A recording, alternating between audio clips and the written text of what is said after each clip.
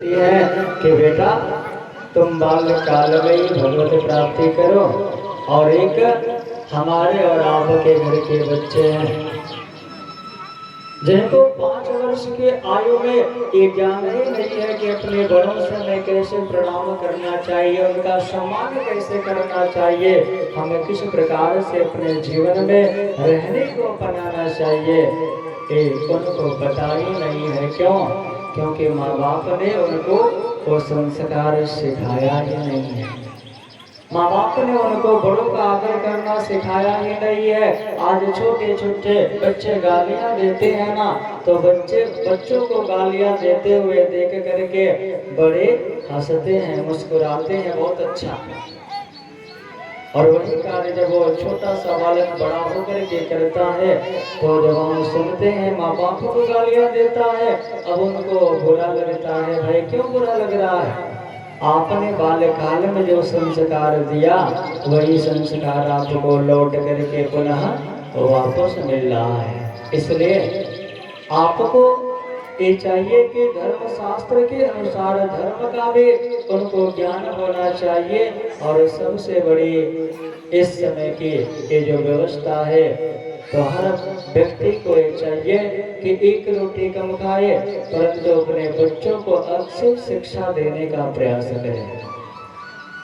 अपने बच्चों को यदि आप अच्छी शिक्षा देंगे ना तो ये शिक्षा वो शेरनी का दूध है जो जितना पिएगा उतना ही दहाड़ेगा, जितना जो पिएगा उतना दहाड़ेगा। परंतु शिक्षा सही तरीके से दी जाएगी तब। अगर आप शिक्षित नहीं हो तो शिक्षा के महत्व को नहीं जान सकते हो। आज के इस भौतिक जगत में, भौतिक दुनिया में अगर अशिक्षित परिवार है तो कहीं भी सक्सेस नहीं हो सकता है। इसलिए आप सभी जन प्रयास करिए कि अपने बच्चों को अच्छी शिक्षा दें, अच्छे संस्कार दें, ताकि आगे चल कर के वो माँ बाप की सेवा करें और माँ बाप की सेवा करते हुए अपने कार्य को आगे बढ़ाएं। इधर श्री सुखदेव जी महाराज कहते हैं, परीक्षित छोटे से बालक ध्रुव ने जब भगवत प्राप्ति कर ली तो उसको संसार का सारा सुख प्राप्त हो रहा है। अब वो किसी सुख की कामना नहीं कर रहा है, परंतु भगवत कृपा ऐसी हो गई कि उनकी कृपा के द्वारा इसे जो चाहिए वो सब मिलते जा रहा है, मिलते जा रहा है। इस प्रकार छोटे से बालक ध्रुव ने 36,000 वर्षों तक राज्य किया और अंत तो गत्वा वो ध्रुव गंगा जी के तट पे आए और प्रभु का ध्यान करने के लिए बैठे। तो जब गंगा जी के तट पे आए और प्रभु का ध्यान करने के लिए बैठे तो जब ये प्रभु का ध्यान करते थे उसी समय जो गंगा जी का जल है वो कलकल की आवाज करता था। और जब वो कलकल की आवाज करता था तो अब इनका ध्यान में थोड़ा मन नहीं लगता था, ध्यान भटक जाता था। उसी समय वहां से उठ करके वे जाने लगते हैं और जब जाने लगते हैं तो गंगा मैया प्रकट हो जाती है और कहती हैं, बेटा ध्रुव तुम उस जगह को, उस स्थान को छोड़ करके मत जाओ। तुम यहाँ पे बैठे हो, प्रभु का तपस्या कर रहे हो, प्रभु को याद कर रहे हो, उनका भजन कर रहे हो, तो मुझे बहुत आनंद मिल रहा है। इसलिए आज से मैं यहाँ पे शांत होकर के होंगे। उसी समय वहाँ पे गंगा जी शांत हो जाती है। अब ध्यान करते हुए जब प्रभु का ध्यान करते हैं तो अंत तो गत्वा इनको विमान लेकर के भगवान के पार्षद आ जाते हैं। और जब भगवान के पार्षद वहाँ पे आते हैं तो गंगा मैया इनसे कहती हैं, बेटा ध्रुव अब जो आनंद मुझे मिल रहा था वह आनंद अब नहीं मिलेगा। तो वही बात ध्रुव जी कहते हैं कि देखो हरि बुलावा भेजिया दिया कबीरा रोए, जो सुख साधु संग में वो बैकुंठ ना होए। वहां से उन्होंने बुलावा भेजा तो जब वो बुलावा भेजते हैं तो अब आंख में आंसू आ जाते हैं। क्यों? क्योंकि जो संग हमारा साधु संगों के संग से सत्य की परख होती है, आनंद की परख होती है। वह उस वैकुंठ धाम में बैठे बैठे नहीं मिल सकता है, क्योंकि यहाँ पे तो दिन रात भक्त भगवान की याद में डूबा हुआ है। और इस प्रकार श्री सुखदेव जी महाराज राजा परीक्षित से कहते हैं, परीक्षित 5 वर्ष का बालक ध्रुव माँ की आज्ञा अनुसार उसने भगवत प्राप्ति कर ली, तो सोचो तो आज हम भगवत प्राप्ति क्यों नहीं कर सकते हैं? हमारी अवस्था तो इतनी बड़ी है, इतने बड़े हम हो गए हैं, तो भगवत प्राप्ति करने के लिए हमें विचार क्या करना पड़ेगा? भगवत प्राप्ति करने के लिए सबसे पहले हमें ये जानना होगा कि हमारा इस संसार सागर में कोई नहीं है। अगर हमारा संसार सागर में कोई है तो एक परमात्मा, और इस शरीर में जब तक यह जीव रूपी तोता बैठा हुआ है ना, जीव रूपी तोता जब तक बैठा हुआ है तभी तक ये चलायमान है। नहीं तो इस शरीर के द्वारा लाख करोड़ कितना हो कमा लोगे, इस संसार से कुछ भी लेकर के जाओगे नहीं, और अंत तो गत्वा मिट्टी में मिल जाओगे। इसलिए ध्यान दो, और ध्यान देकर के तुम भजन करो। कैसे करोगे, कैसे जाओगे? तो आइए एक सुंदर भाव को प्रकट करते हैं। बोलिए गोविंद भगवान की जय। हो काहे माया में भुलाइल बाड़ा तोता हो,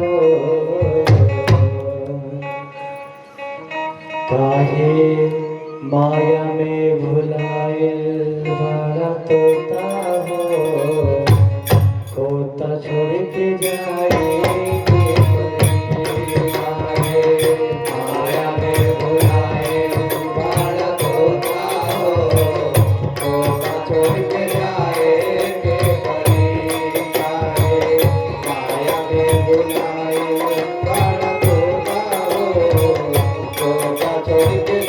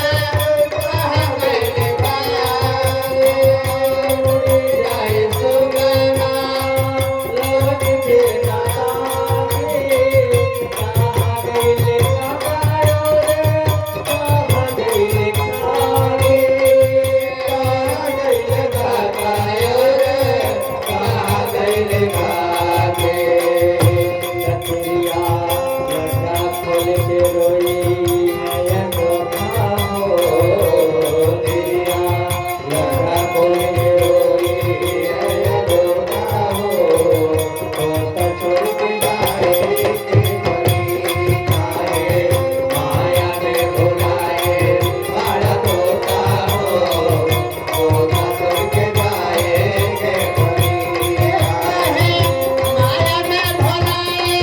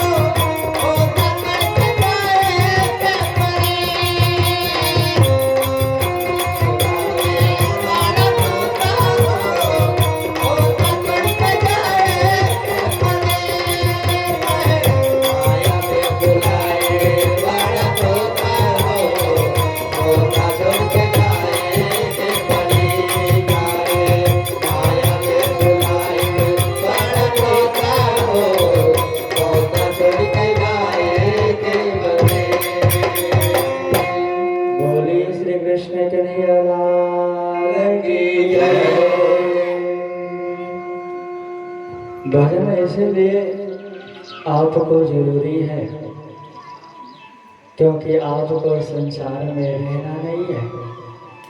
इस संसार को छोड़ करके बहुत ही जल्द जाना है।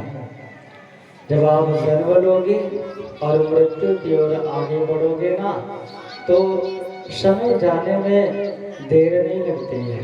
इसलिए आवा और जाना, आवागमन के चक्र से छूटने के लिए ही आपको भजन करना अति आवश्यक है। विचार तो करो, ये जो भजन है कितना भाव से हमें समझा रहा है कि काहे माया में भुलाइल बड़ा तोता हो, तोता छोड़ के जाए के पड़ी। इस दुख में संसार में अपने आप को काहे के लिए बोले हुए हो भैया, एक न एक दिन छोड़ करके तो इसको जाना ही पड़ेगा। परंतु आने और जाने के बीच का जो समय है ना, इस समय में हम करते क्या है, लाख करोड़ अरबों खरबों जितना हो सकता है उतना कमाते हैं, खाते हैं, खिलाते हैं। परंतु अंत दोगत्वा जब हमारे शरीर से प्राण निकल जाता है ना, तो इस शरीर को ले जाकर के शमशान घाट पे जला देते हैं। और शमशान घाट पे जलाने के उपरांत हमारे शरीर के ऊपर जो लंगोटा रहता है ना, जो वस्त्र रहता है ना, वो भी जला दिया जाता है। कुछ हमारे साथ में जाता नहीं है। दूसरी बात कहते हैं कि उड़ जाए सुगना लवट के ना ताकि, जब शरीर से वह जीव निकल जाएगा ना तो उसको कितना हो बुलाओगे, हाय हाय करके रोगे, दिन रात रोगे, पुकारोगे, चीखोगे कि लौट करके वापस आ जाइए, वापस आ जाइए। परंतु शरीर से निकला हुआ प्राण कभी वापस आने वाला नहीं है। इसलिए कहते हैं कि उड़ जाइए सुगना लौट के ना, ताकि कहाँ गेले काका और कहाँ गेले काकी। अब जो हमारा संसार का संबंध है, जो रिश्ते हैं, जो नाते हैं, अब वो कहाँ चले गए ये उसे कोई फर्क नहीं पड़ेगा। वो आपको आने वाला वापस नहीं है। एक संबंध हमारा पति और पत्नी का होता है। पति की मृत्यु के बाद पत्नी के चूड़ियों को फोड़ दिया जाता है, उनकी मांग को धो दिया जाता है, लटा को फैला देते हैं। लटा खोल के वो तिरिया, वो पत्नी रोती है, पुकारती है, बिलखती है कि हे पतिदेव लौट करके वापस आ जाइए, आपके बगैर मैं नहीं रह सकते। परंतु पत्नी भी रोते समय अपने स्वार्थ के बखान करके रोती है कि आपको रहते रहते मैं इस कार्य को करती थी, आपके साथ में जाकर के मैं इस कार्य को करती थी, अब आपके न रहने के बाद मैं किसके साथ में जाऊंगी। विचार तो करो, कौन ऐसा है जो अपने स्वार्थ के लिए नहीं रो रहा है। हर व्यक्ति आपके मर जाने के बाद जिनको जितना स्वार्थ आपसे है उस स्वार्थ के अनुकूल आपके समक्ष आकर के रोते हैं, और रो करके पुनः भगवान की ऐसी प्रबल माया है पुनः वापस लौट करके चले जाते हैं। किसी को कोई फर्क नहीं पड़ता है, आप मर गए कि आप जीवित हो, बस 4 दिनों के प्रीत जगत में 4 दिनों के नाते हैं। जैसे ही आंखों पे पर्दे पड़ते हैं संसार के सारे रिश्ते नाते वहीं के वहीं समाप्त हो जाते हैं।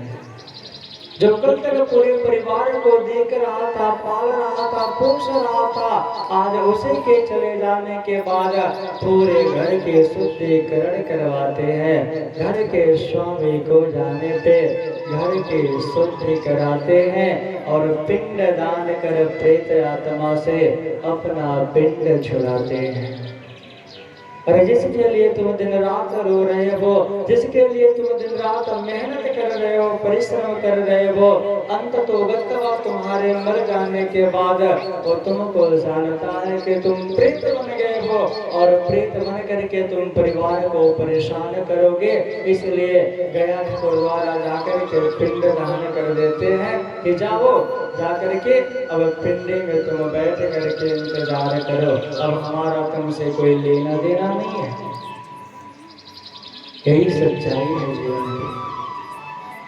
इस सच्चाई को आप जीवन में उतार करके तो देखो, आपको पता चलेगा कि क्षण प्रति क्षण हमारा इस दुख में संसार में कोई है तो तारतम मंत्र लेके कैला भजनिया राधे कृष्णा कैला भजनिया।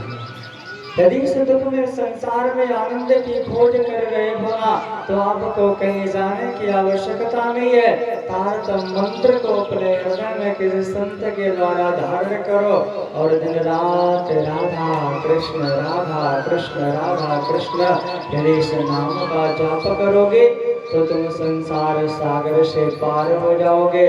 परंतु भरोसा रहेगा तुम्हें तब एक तरफ जीव को यानी प्रेत को ले जाकर के वो पिंड दान करते हैं, प्रेतात्मा को पिंड दान करके प्रेतात्मा को पुनः वापस लौट करके चले आते हैं। तो क्या आप उनको अपना हितैषी मान करके बैठ रहे हो? क्यों हमारे परम हितैषी हैं? क्या पिंड दान करने से किसी भी प्रेत की क्या मुक्ति हो सकती है? कदापि नहीं हो सकती है। ये जो गया गुरुद्वारा हम जाते हैं या कोई जाता है ना धाम करके आते हैं तो कहते हैं कि हम गया के गुरुद्वारा धाम करने के लिए गए थे, परंतु गया के गुरुद्वारा की महिमा क्या है क्या आप जानते हो? कौन सी महिमा है? अभी श्रीमद् भागवत महापुराण की कथा को जब कराया जाता है तो श्रीमद् भागवत महापुराण की कथा में सबसे पहले गौकर्ण और धुंधकारी की कथा कही जाती है। सुने हैं ना आप लोग? धुंधकारी भयंकर प्रेत योनि को प्राप्त हुआ और गया गुरुद्वारा जाकर के उनके भाई कौन है, गौकर्ण जी श्राद्ध करते हैं, पिंडदान करते हैं। उसके बाद भी धुंधकारी की मुक्ति नहीं होती है।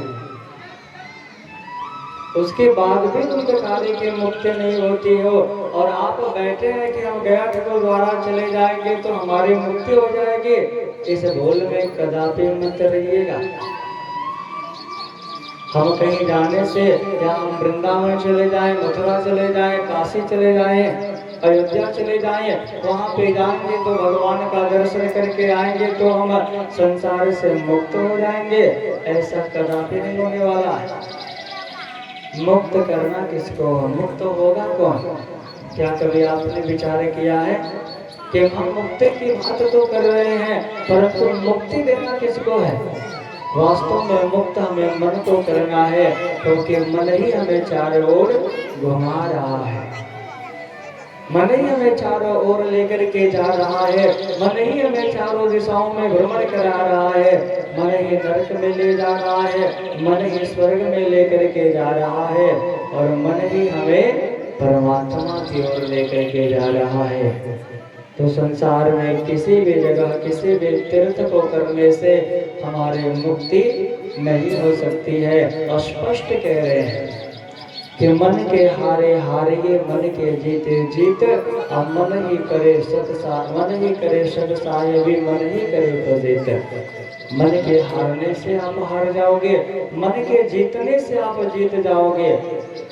तो हारना और जीतना क्या है? यदि आप अपने मन को संसार के विषय भोगों की ओर लगा दोगे ना तो आप हार गए। यदि अपने मन को संसार के विषय भोगों से हटा करके परम आनंद की ओर लगा दोगे, परमात्मा की ओर लगा दोगे, अपने काम को कर रहे हो, नाम जप कर रहे हो तो काम करते रहो, नाम जपते रहो, भवसागर से पार करते रहो।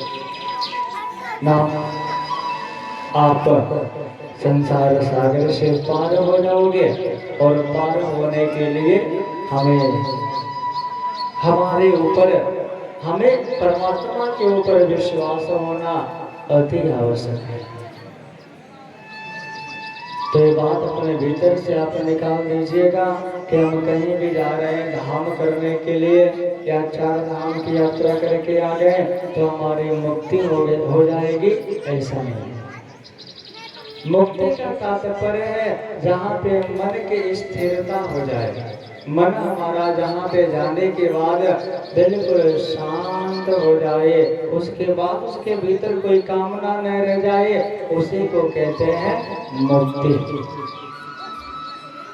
तो क्या हम कहीं पे जाते हैं तीर्थ करने के लिए तो क्या हमारी मुक्ति हो जाती है? क्या हमारा मन स्थिर हो जाता है वहीं पे? नहीं। हम तीर्थ करके आते हैं, वहाँ के बाहरी क्रियाओं को देख करके मंदिर पे गए, मंदिर के स्वरूप को देखा, बहुत बढ़िया मंदिर था, बहुत अच्छी मूर्ति थी, बहुत अच्छा दृश्य था, बहुत सुंदर सुंदर फूल खिले हुए थे। अब सारे दृश्य को देख करके आते हैं और 4 दिनों में उस दृश्य को भूल करके पुनः संसार सागर में लिप्त हो जाते हैं। तो ऐसे हमारी मुक्ति नहीं हो सकती है। तो संतों ने कहा कि तारतम मंत्र लेके कई ना भजन, भजन करने से हमारी मुक्ति होगी और भजन जब अपने जीवन में उतारोगे तब जाकर के आपका संसार सागर से कल्याण होगा।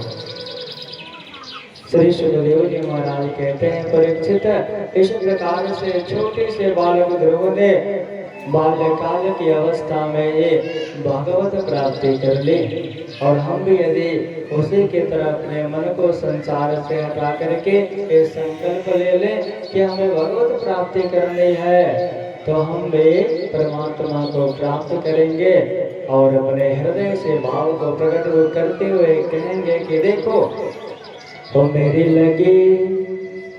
लगी श्याम संग प्रीत, ये दुनिया क्या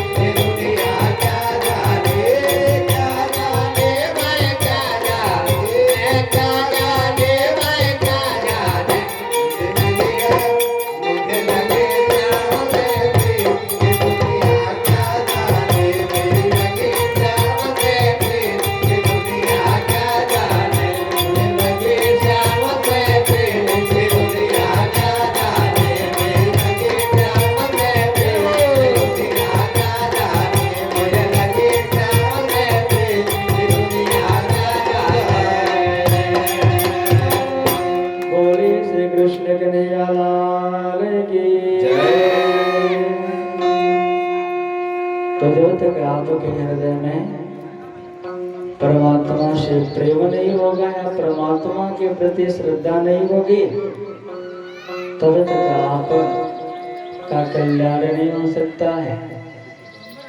और परमात्मा को प्राप्त करने का सबसे सच्चा साधन प्रेम तो बताया गया, परंतु प्रेम के साथ साथ हमारे हृदय में परिपक्व विश्वास भी होना चाहिए। यदि आपके हृदय में परमात्मा के लिए पूर्ण भरोसा है, पूर्ण विश्वास है ना, तो आपको संसार सागर से पार होने के लिए कोई नहीं रोक सकता है। नहीं तो ऐसे मंच से बैठ करके आप भी कथा कहोगे, परंतु भरोसा नहीं है आप वहाँ पे बैठे हो, भरोसा है तो आप पार हो जाओगे। यहाँ मंच पे बैठने वाला कथा वक्ता पार नहीं हो सकता है। एक बार वृंदावन में कथा चल रही थी और वृंदावन से दही को बेचने के लिए एक ग्वालिन यानी गोपी मथुरा को जाया करती थी। और जब गोपी मथुरा को जाया करते थे ना, तो रास्ते में नदी जमुना जी है। अब नदी पार करना है तो नाव पे बैठना पड़ेगा। नाव पे बैठ करके आना जाना होता, पैसा खर्च होता। एक समय की बात है कि वो गोपी दही को बेचने के लिए जा रही थी। तभी उसने महात्मा जी के द्वारा सत्संग को सुना और जब उसने सत्संग को सुना तो बहुत अच्छा लगा और वहीं पे रुक गई। और जब रुकी तो महात्मा जी कथा में कह रहे थे कि जिसने कृष्ण नाम का आश्रय ले लिया वो भव सागर को पार कर जाएगा, उसे कोई रोक नहीं सकता है। अब गोपी ने जब ये सुना कि जो कृष्ण नाम का आश्रय ले लेगा वो भव सागर को पार कर लेगा, इसका तात्पर्य कि वो भव सागर बहुत बड़ा है, ये यमुना नदी तो बहुत छोटी है। अगर ये बात मुझे पहले पता होती तो नाव का पैसा नहीं लगता, किराया नहीं लगता, मैं तो ऐसे कृष्ण नाम का आसरा लेकर के पार हो जाती और दही को बेच करके चली आती, मेरा पूरा का पूरा पैसा लग जाता। ऐसे में गोपी विचार करती है, अब तो मैं कृष्ण नाम रूपी नौका की सवारी करके जाऊंगे। इतना दृढ़ विश्वास कि गोपी कृष्ण नाम को अपने हृदय में धारण करती है और कृष्ण कृष्ण करते वो जमुना जी के तट पे जाती है। और वो कहती है गोपी कि मैंने सुना है कृष्ण नाम लेने से भव सागर को पार किया जा सकता है, यानी भव सागर इससे भी बहुत बड़ा है, तो फिर मैं जमुना नदी को पार क्यों नहीं कर सकती। कृष्ण का नाम लेती है, मानो वो जमुना नदी पे जब प्रवेश करती है तो ऐसा लगता है कि वो ऐसे भूमि पे चल रही, वो नदी को पार कर जाती है। इतना दृढ़ विश्वास है, नदी को पार करके जाती है, दही को बेच करके पुनः वापस लौट करके आती है। ऐसा करते करते कई दिन व्यतीत हो जाते हैं। तो एक दिन गोपी के हृदय में ये विचार आता है कि जिस महात्मा जी ने मुझे इतना सुंदर और सरल साधन प्रदान कर दिया है, क्यों न एक दिन महात्मा जी को अपने घर पे बुला करके उनकी सेवा सत्कार कर लो। ऐसे में जो महात्मा जी थे वो मथुरा के ही रहने वाले थे। महात्मा जी के पास में वो गोपी जाती है, प्रार्थना करती है, गुरुदेव हाँ आप हमारे घर पे पधारे, हमारी इच्छा है कि हम आपकी सेवा करें। महात्मा जी बोले कौन हो तुम?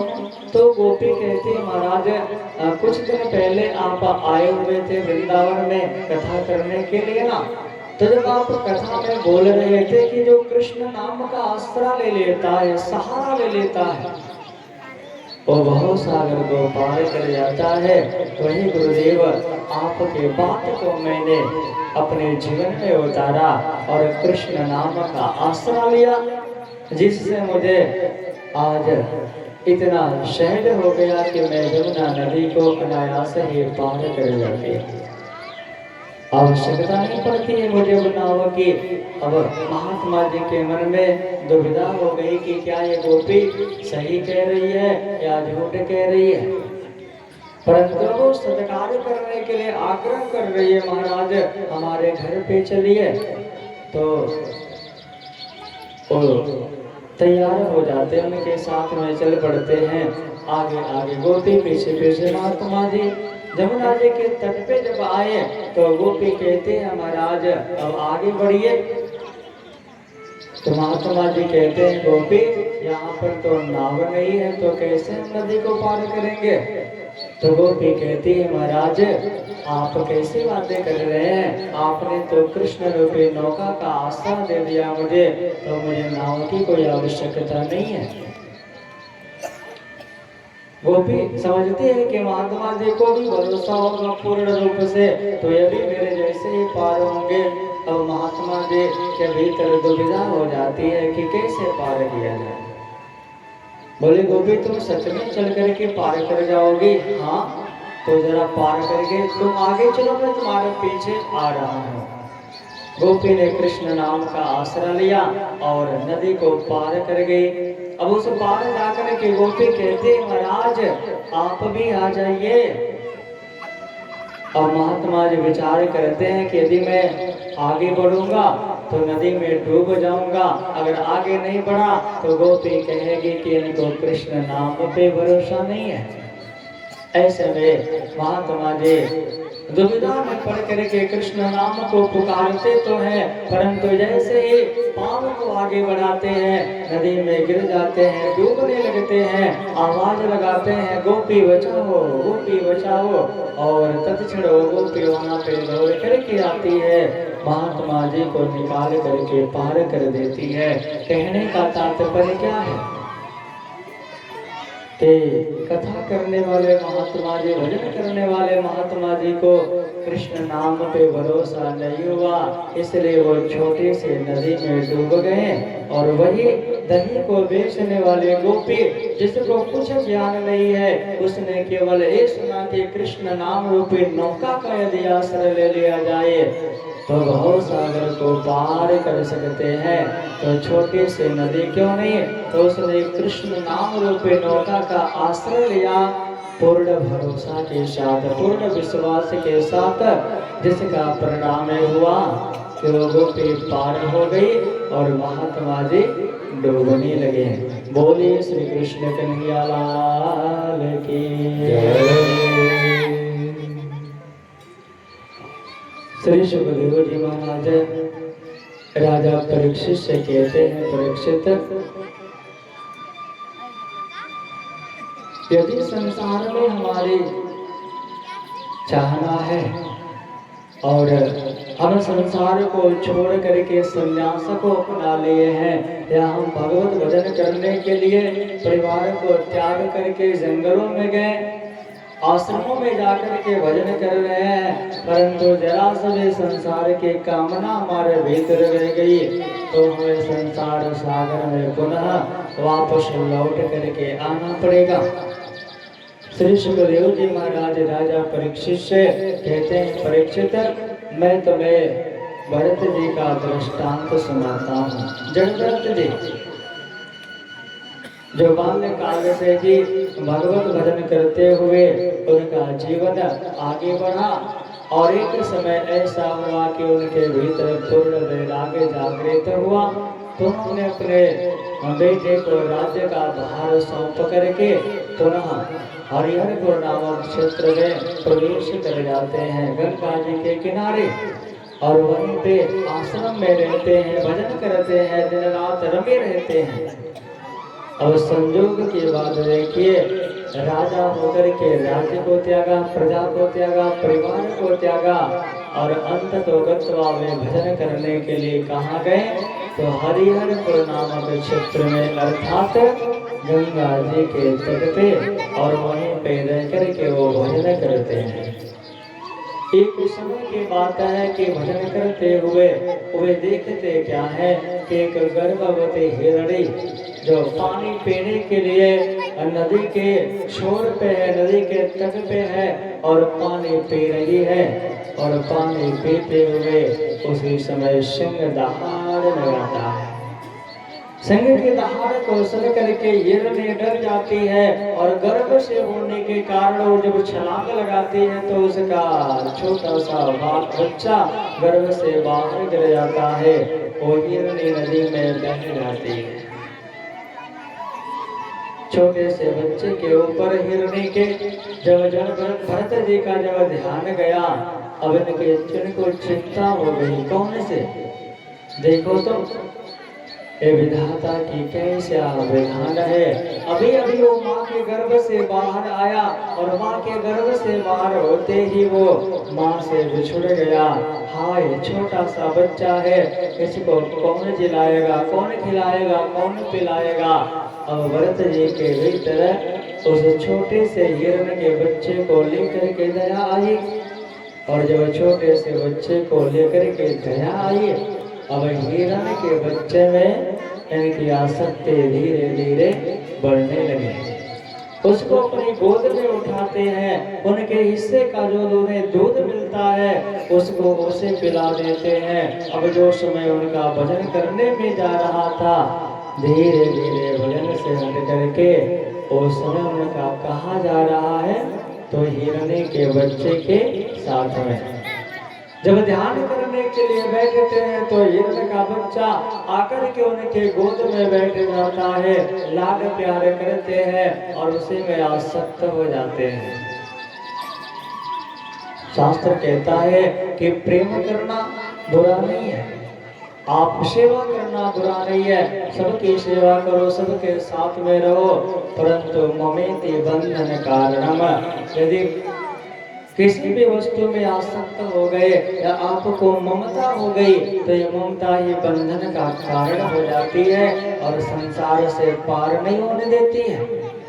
यहाँ पे भरत जी को उस हिरण के बच्चे से ममता हो गई, यानी ममत्व का भाव आ गया। उसी समय जब धीरे धीरे करके 6-7 महीने का हुआ तो एक समय हिरणों का झुंड आया और हिरणों के झुंड में वो छोटा सा बच्चा चला गया। संध्या का समय होने को आया, अब ये इंतजार कर रहे हैं, अब विचार कर रहे हैं कि ये अभी हिरण का बच्चा संध्या को समय होने को आया, अब हिरण का बच्चा पुनः लौट करके नहीं आया। कहे सुकर कुकर गोल बना करके उसे मार करके खा तो नहीं गए, बेचारा कहाँ पे होगा, कैसे होगा।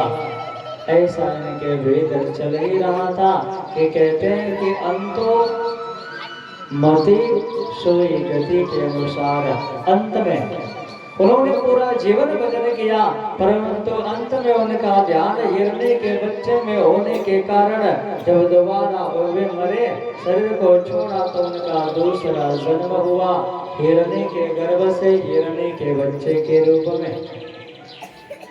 और जब हिरणे के बच्चे के रूप में उनका जन्म हुआ तो साधना इनके पूर्ण थी और इनको ज्ञान था कि मैंने बहुत बारी भूल कर दी है, अब उस भूल को मुझे पुनः दोबारा दोहराना नहीं है।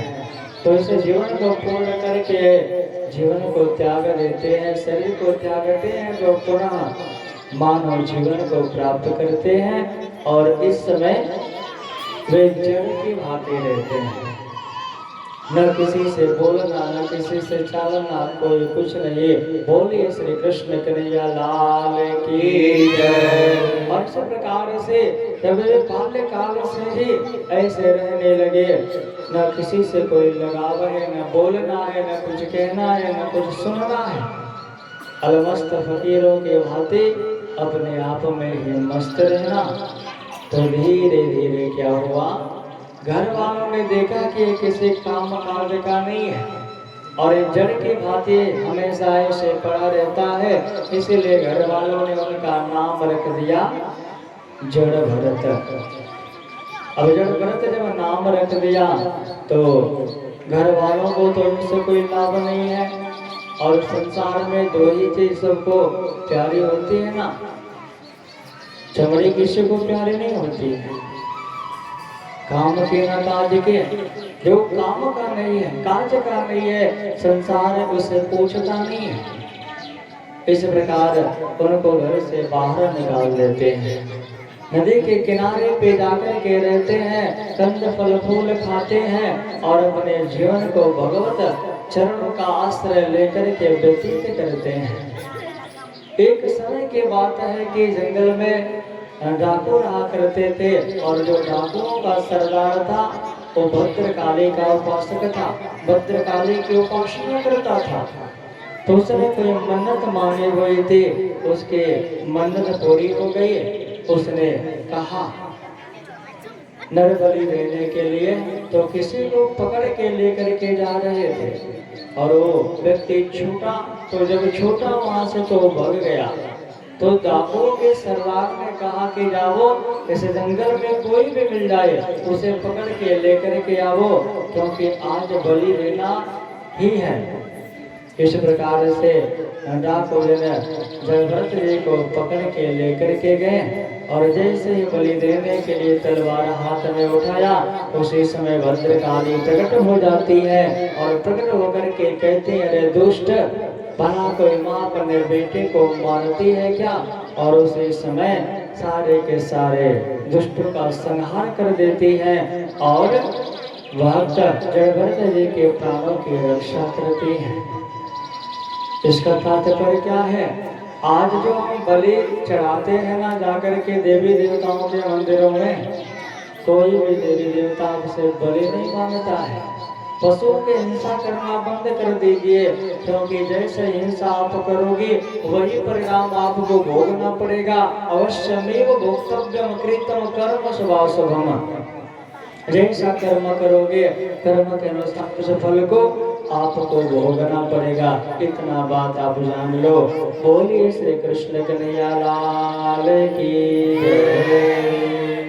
इसलिए इसको जानते हुए आप एक विचार करो, सोचो, अपने आप को विचार करो कि जो मार काट कर रहे हैं, हिंसा कर रहे हैं परिवार के लिए, घर के लिए, क्या अंत तो गत्वा ये परिवार हमारा होगा, ये धन हमारा होगा, ये शरीर हमारा होगा?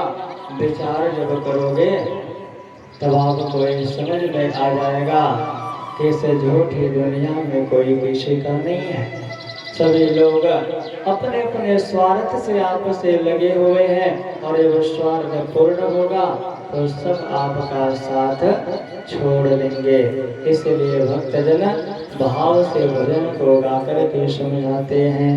बोलिए श्री कृष्ण कन्हैया लाल की जय। यही झूठी दुनिया में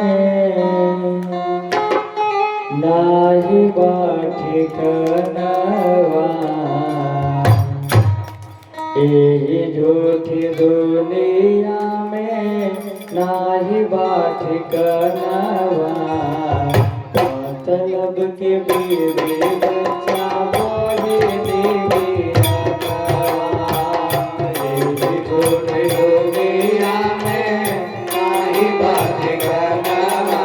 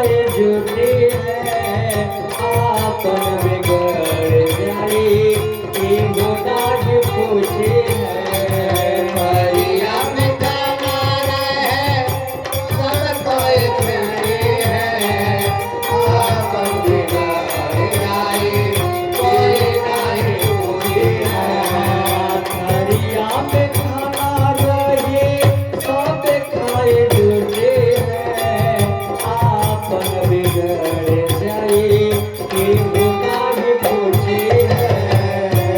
परिया में खाना रहे सब कोई झूठे हैं, आपन बिगड़ जाए कोई नहीं पूछे हैं।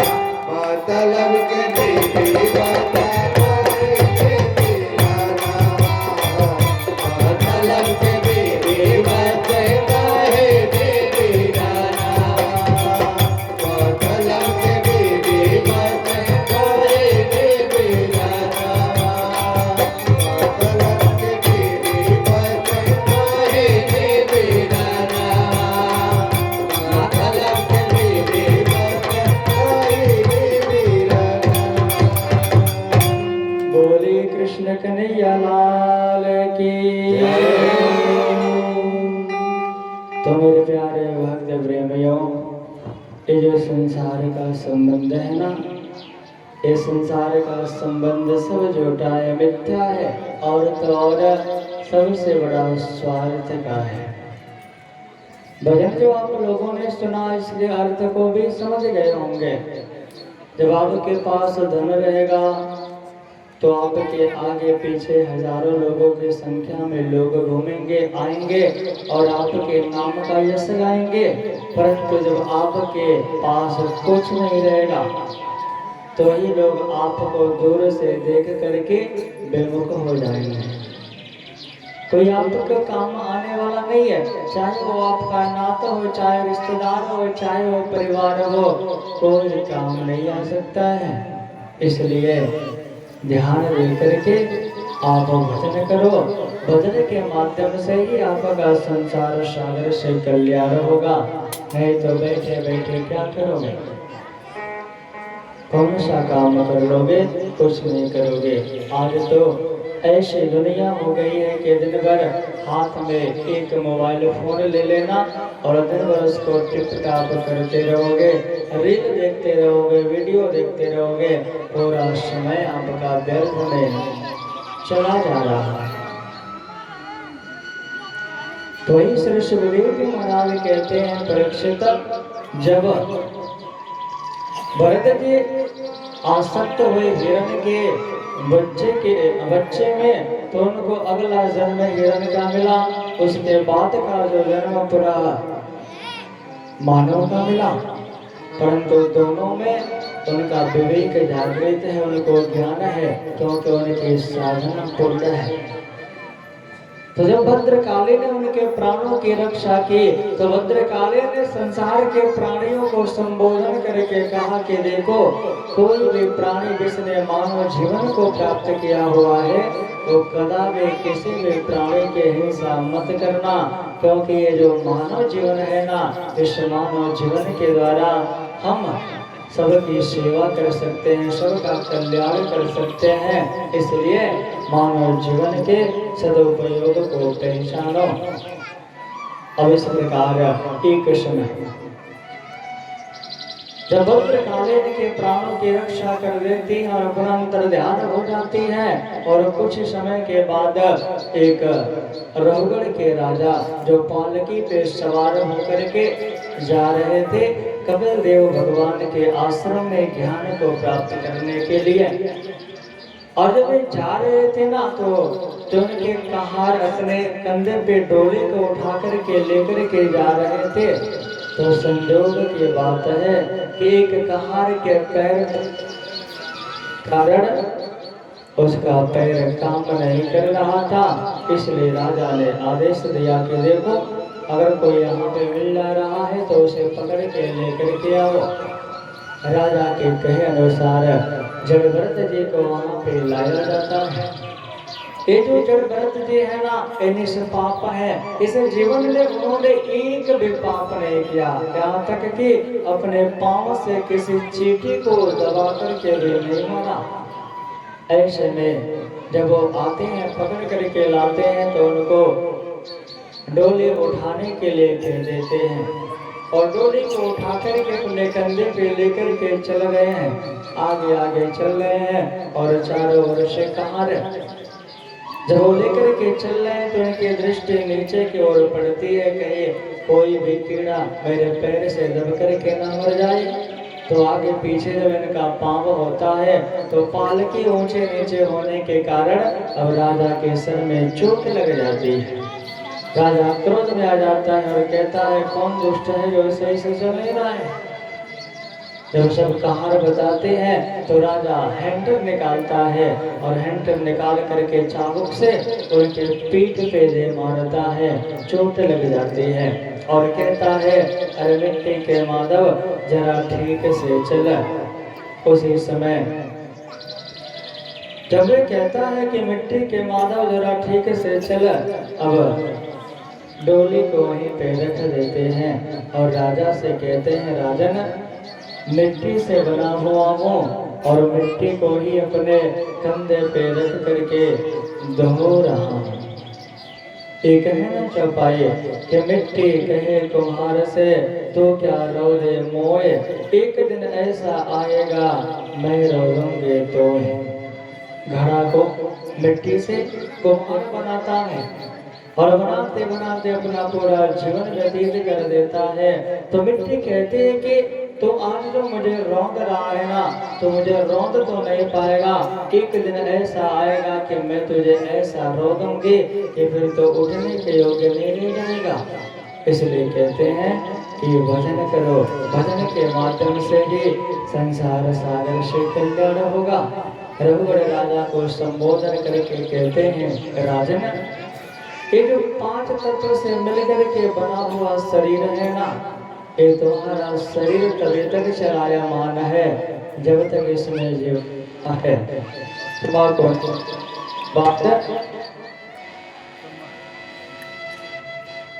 बोलिए श्री कृष्ण की जय। और कहते हैं कि देखो जीव आत्मा को निकल जाने के बाद फिर शरीर का कोई महत्व नहीं रह जाएगा, इसलिए विचार करो और विचार करके तुम भजन करो। अब रघुगढ़ के राजा को एक ज्ञान हो जाता है कि ये तो बहुत पहुंचे हुए फकीर लग रहे हैं, हाथ जोड़ करके प्रार्थना करता है कि आप कौन हैं?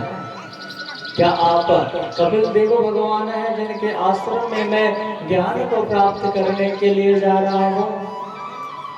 तो जड़भरत जी कहते हैं कि मैं कपिल भगवान तो नहीं हूँ, अपना परिचय देते हैं राजन। आज जिस पालकी में बैठ करके तुम जा रहे हो ना, तभी मैं भी राजा हुआ करता था, मैं भी राज्य करता था, मेरे पास में प्रजा थी, किसी प्रकार से कोई कमी नहीं थी। परंतु जब मेरा मन इन सारी भोग सामग्रियों पे विचार करने लगा कि भोग सामग्रियां हमारा कब तक साथ देंगे, तो जब तक हमारा शरीर है तभी तक, परंतु शरीर को छोड़ने के बाद एक काम नहीं आएगा। तब मेरे मन में पूर्ण वैराग्य जागृत हुआ और मैंने भजन करना शुरू कर दिया। मैंने साधना करना शुरू कर दिया और एक समय ऐसा आया कि साधना करते हुए भी मेरी आसक्ति एक हिरणे के बच्चे के ऊपर हो गई, जिसका परिणाम ये हुआ कि मुझे जन्म लेकर के पुनः हिरणे के गर्भ से आना पड़ा।